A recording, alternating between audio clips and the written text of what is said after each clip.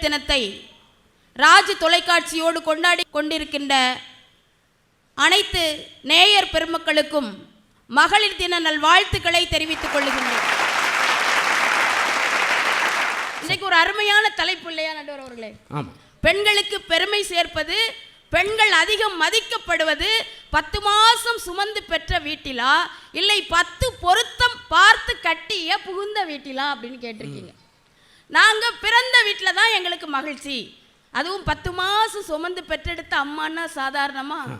10 மாசம் என்ன சுமந்து பெற்று எடுத்த அம்மா உன் பாசத்துக்கு முன்னால ஆகாயம் சும்மா. எவ்வளோ அருமையாக சொன்னாங்க பார்த்தீங்களா? நீங்கள் என்னமோ 10 பொருத்தம் வந்திருக்கீங்க. 10 பொருத்தம் சரியாக இருக்கிறவங்க சந்தோஷமாக இருக்காங்களா? எல்லாமே சேர்ந்து வாழ்கிறோம்னு நினைக்கிறீங்க. சேர்ந்து வாழ்கிறோம் என்பதை விட சேர்ந்து விட்டோமே என்று வாழ்பவர்கள் தான்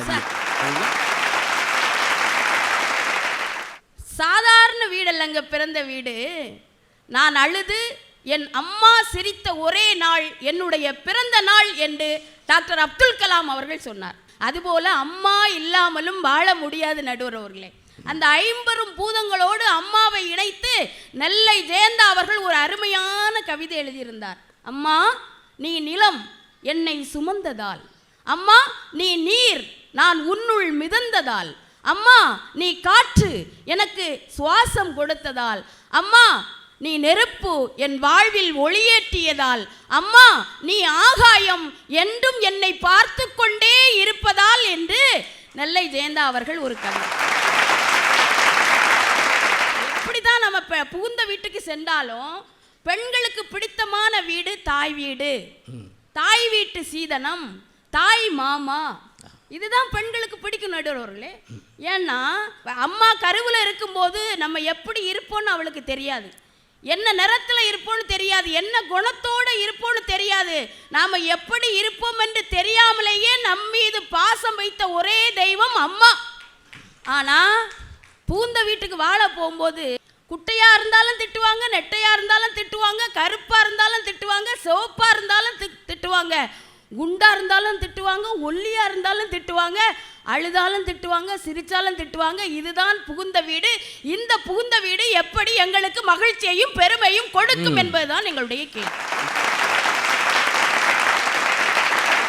எப்போதுமே நம்ம பெண் குழந்தைகளை கொண்டாடணும். பெண் குழந்தை என்றால் சாதாரணம் அல்ல. பெண் குழந்தை வீட்டில் இளவரசி, கல்லூரியில் தேவதை, பள்ளியில் பௌர்ணமி, பணியிடத்தில் பராசக்தி, நட்பில் நதி, அன்பில் அருவி, மகிழ்ச்சியில் மலர். அதுதான் பெண் குழந்தை. எப்பொழுதுமே பெண் குழந்தைகளை ஏன் கொண்டாடணும் தெரியுமா நடுவர் அவர்களே? இந்த உலகத்திலேயே உயிரை உருவாக்கும் சக்தி பெண்ணுக்கும் மண்ணுக்கும் மட்டுமே இருக்கிறது. எனவே பெண்களை கொண்டாடுங்கள் அப்படின்னு சொன்னாங்க. தெற்கு மதுரையும் கற்பு சுடற்பட்டு வெந்ததும் பெண்ணாலே, ஒரு விளையாட்டு சிறுபிள்ளை வீர சிவாஜியாய் ஆனதும் பெண்ணாலே, நில்லென்று சொன்னதும் சுள்ளென்ற சூரியன் நின்றதும் பெண்ணாலே, இந்தியா தங்க பதக்கம் ஜெயிச்சதெல்லாம் பெண்ணாலே, அந்த வெளி வந்த மகா அரசாள வந்தாளே. பெண் பிள்ளைகளுக்கு முதல் தோழி யாருன்னு சொன்னா அம்மா தான். முதல் ஹீரோ யாருன்னு சொன்னா அப்பா தாங்க. இந்த அப்பாவும் அம்மாவும் இருக்கிற இடம் தான் பெண் பிள்ளைகளுக்கு சொர்க்கமாக இருக்கும். ஏன்னா பெண்களின் நீண்ட நேர தூக்கத்திற்கு பெயர் போன இடம் பிறந்த வீடு மட்டும்தான் நடுவர் அவர்கள். எவ்வளவு நேரம் தூங்கினாலும் எங்கள் அம்மா அப்பா எங்களை ஒன்றுமே சொல்ல மாட்டாங்க. ஆனால் புகுந்த வீட்டில் மாமியார்னு ஒருத்தர் இருப்பாங்க.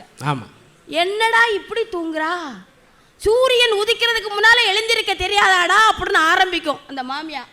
சூரியன் 6 மணிக்கே படுத்து உறங்கிறோம், நாங்கள்லாம் 11:30 மணிக்கு தூங்குறோம். எப்படி விடிய காலம் சூரியன் உதிக்கிறதுக்கு முன்னே எந்திரிக்க முடியும் நடுவர்களே? பெண் குழந்தைகளுக்கு என்ன பிரச்சனை தெரியுமா? 12ஆம் வகுப்பு படிக்கும் போதே பாட்டி ஆரம்பிச்சிருவாங்க. ஏய் ஒழுங்கா படி, நீ பாஸ் ஆனா காலேஜ், ஃபெயில் ஆனா மேரேஜ் அப்படின்னு ஆரம்பிச்சிருவாங்க. அந்த பாட்டி படுக்கையில் இருக்கும் போதே சொல்லும், என் பேத்தியை நான் மணக்கோலத்தில் பார்க்கணும் அப்படின்னு. அப்போதான் அந்த பிள்ளை 10ஆம் கிளாஸ் படிச்சுக்கிட்டு இருக்கோம். பாட்டிக்கு மணக்கோலத்தை காமிக்கணுங்கிறதுக்காக அந்த பிள்ளைக்கு சீக்கிரமே கல்யாணத்தை முடிச்சு நாங்கள்லாம் காக்கைக்கும் தன் குஞ்சு பொன் குஞ்சுன்னு வாழ்ந்துக்கிட்டு இருப்போம். ஆனால் மாமியார் வீட்டில் போன உடனே அங்கே ஒரு அறிவுரையை சொல்லுவாங்க, மாமியார மாமனார மதிக்கணும், உன்னை மாலையிட்ட கணவனையே துதிக்கணும், சாம கோழி கூவையிலே விழிக்கணும், முழிச்சி சாணம் தெளிச்சு கோலம் போட்டு சமையல் வேலை தொடக்கணும், புருஷன் வீட்டில் வாழ போகும் பொண்ணே சாணம் தெளிச்சு கோலம் போட்டு சமையல் வேலை துவக்கணும். அந்த சின்ன பிள்ளைய புகுந்த வீட்டுக்கு அனுப்பி வைக்கிறமே, அது குடும்பம் நடத்த போகுதா இல்ல 100 நாள் வேலை பார்க்க போகுதான்னு நான் கேட்கிறேன் நடுவர். நான் சின்ன பிள்ளைந்து இப்போ வரைக்கும் ஒரு பாட்டு தான். கல்யாணத்துக்கு போகிற என்ன பாட்டு போகிறாங்க? மணமகளே மணமகளே வா வா. பின்னாடி ஒருத்தன் செம்மறியாடி மாதிரி வரானே, அவனுக்கு ஒரு பாட்டு போகிறீங்களா சார்? அவனுக்கு ஒரு வார்த்தை அவருக்கு சந்தோஷமா வருவாள்ல. மணமகனை கூட போட வேணாமியா, மடப்பையலே மடப்பையலே வா வா. அவன் சந்தோஷமா நான் தான் சார் தேங்க்யூ தேங்க்யூ பண்ணுவேன். அதுவும் பாருங்க, வலது கால் எடுத்து வச்சு வா தாயி. ஏன் எங்களுக்கெல்லாம் காலே இல்லையா? எனக்கெல்லாம் ஒரு வயலும் ஒன்றும் சொல்ல, நான் விடுவேனா? ஃபோன் கால் எடுத்து அலோன்ட்டு உள்ளே போயிட்டேன். வேறு என்ன செய்ய சொல்கிறீங்க? எங்கள் நிலமை அப்படி இருக்கு. ஆனால் பெண்கள் பிறந்த வீட்டில் இல்லை, புகுந்த வீட்டில் 2 வீட்லையும் போற்றப்படுறீங்க. நடுவர்களே, எங்களுக்கு பேரு வச்சது எங்க அப்பா அம்மா, சோறு வச்சது எங்க அப்பா அம்மா. ஆனா எங்களை கொடுமைப்படுத்துறது புகுந்த வீட்டில தான். அங்க மாமியாரு மாமனாரு கொழுந்தனாரு நாத்தனாரு இந்த நாரெல்லாம் சேர்ந்து அந்த பிள்ளைய நாறு நாரா கிழிச்சிருவாங்க. நடுவர் அவர்களே, எவ்வளோ கஷ்டப்படுறோம் நாங்க.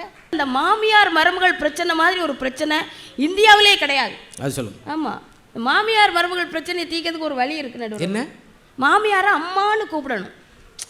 அம்மா உடனே அந்த மாமியார் என்னம்மா நம்ம உடனே இல்லம்மா, நீங்க மாவரைச்சி தோசை சுட்டா உங்க பிள்ளை, ஏன் புருஷன்னு சொன்னா கிளவி கொண்டுவிடும், உங்க பிள்ளை கூட 4 தோசை சாப்பிட்றாங்கன்னு சொல்லுங்க, அந்த மாமியார் கிளவி மாங்கு மாங்குன்னு மாவாட்டம். நாம மாவை தள்ளி விடணும், மாவைத்தான் தள்ளி விடணும், மாமியாரை தள்ளி விட்டுறக்கூடாது, மாவரைக்கு ஆள் கிடைக்காது. புகுந்த வீட்டில் நாங்கள் பேர் வாங்குறதுக்கு என்னென்ன கஷ்டம்லாம் நாங்கள் பட வேண்டியது இருக்கு. ஆனால் அம்மா வீட்டில் எங்களுக்கு எவ்வளோ பாசம் தெரியுமா?